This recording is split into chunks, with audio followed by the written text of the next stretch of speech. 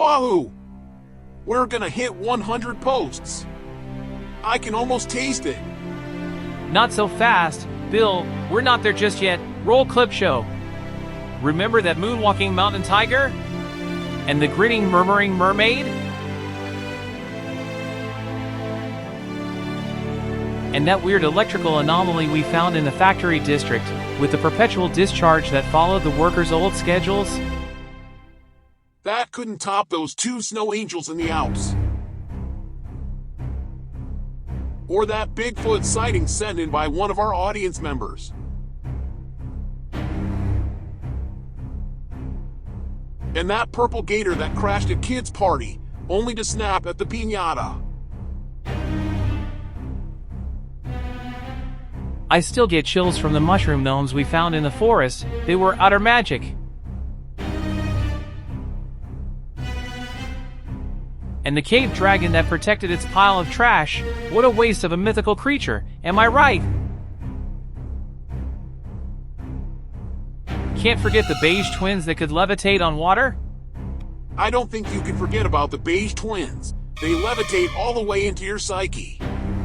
But how about that sentient photocopier that could take your life's details from a single flash of its scanner? Or the sewer phone that could do algebra with kinetic bricks? Ghostbusters did it, Bill! We don't do the everyday cryptid on this channel. Cast your mind back to the lemons that could hum any chart-topping tune a week before it popped.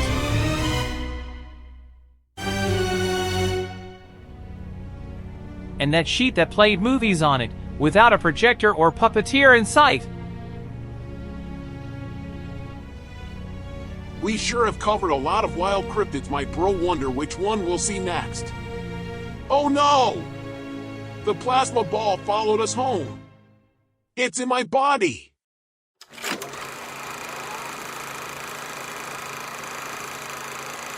Blue Beast Tales by the Paranoid PI. Temporal Body Clock. Falling through Earth. I'm the youngest I'll ever be, but this gets old quick. I've seen it all, dirt, worms, roots, you name it. How did I get here? We're still working that out. This sick society buried me in obligation and debt. In my steep descent I awaken the spirits from their ancient slumber. Not much more to it than to fall with style. We're all descending at our own rate, comparison is the theft of joy. I miss the beaches, the sand, sun, and surf. At the very least there's little or nothing a beach asks of you. Unlike the buildings, engines, and chipboards, which must be fed raw material to endure. The thoughts kept racing, but he couldn't keep pace. The drop began subtly, a tremor rather than a lurch. One moment there was solid ground, or at least the illusion of it, and the next, a sickening absence beneath the soles of the feet. Now, just a headlong plunge into the inky maw of the earth, no screams escaping lips that had long forgotten their name. It wasn't a tunnel, more like a ripping, tearing wound in the fabric of reality. The air, thick and viscous, tasted of ozone and something acrid, like burnt circuits. Around, colors bled into each other, a kaleidoscope of impossible geometries. Walls shimmered with data streams, glyphs flashing and dissolving like dying stars. Were these the tectonic plates, or just strata of forgotten algorithms, the discarded code of a world obsessed with optimization? He fell past shelves stacked high with obsolete technology, humming faintly, ghosts of processes long since rendered irrelevant. CRT monitors glowed with static snow, their silent pronouncements of progress now dust in the digital wind. Obligations, a voice whispered within, echoing the fall. Remember your obligations.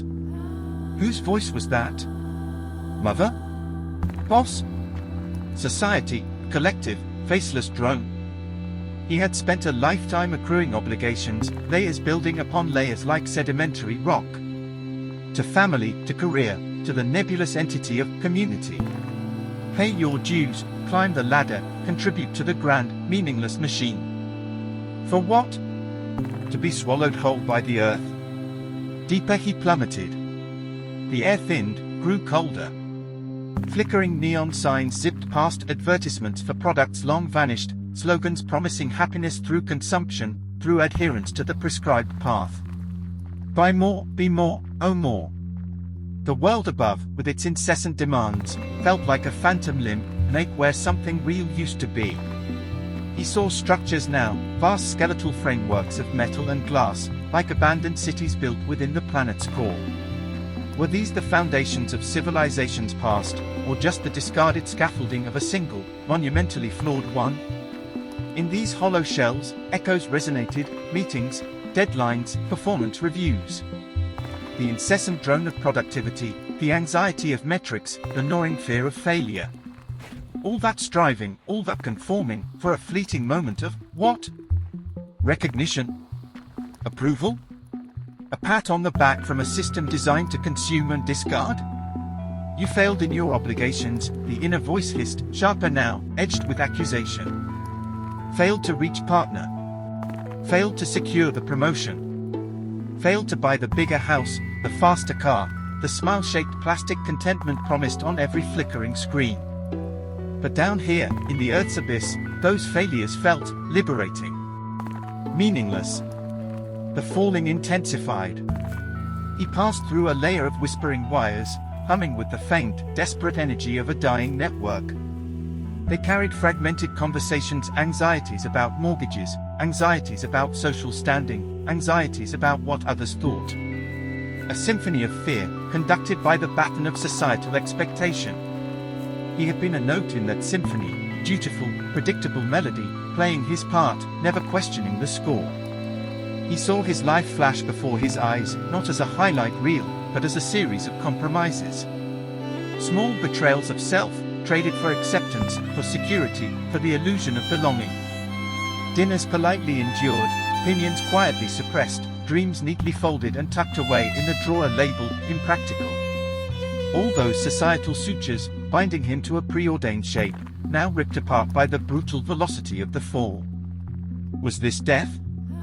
Or just the brutal honesty of the descent? Stripped bare of societal skin, he was just a falling thing, nameless, obligation-free, plummeting towards an unknown depth. And in the dizzying, terrifying freedom of that fall, a strange, nascent feeling stirred, something akin to peace. Or maybe just the numb acceptance of a life lived, and now, finally, unlived. The earth rushed up to meet him, or perhaps he rushed down to meet it. It was hard to tell which way was up or down anymore.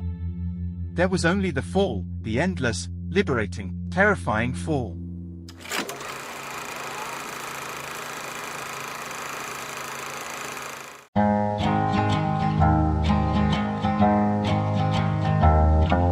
So this is it. Worry not, my friend. So this is it. Love has found its end. So this is it. Ash and dust, my friend. So this is it. Farewell, so long.